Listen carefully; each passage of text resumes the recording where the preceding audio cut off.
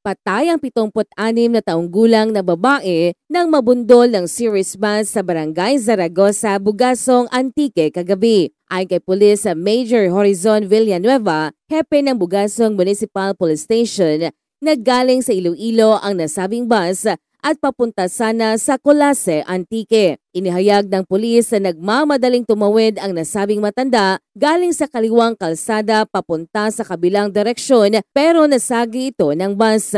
Nilinaw naman ng kapulisan na hindi naapakan ng bus ang nasabing matanda pero nabundol ito sa windshield at gumulong malapit sa gulong ng bus. Dagdag pa ni Villanueva na mabagal ang takbo ng nasabing bus at kahit siya ay nabigla sa insidente nang biglang tumawid ang matanda. Kaagad namang dinala sa pinakamalapit na ospital ang biktima pero napatay ito habang ginagamot sa ospital. Sa ngayon, nakadetain na sa Bugasong Police Station ang 45 taong gulang na driver. Ito si Jennifer Karikitan para sa Radyo Alternatibo Balita Nationwide.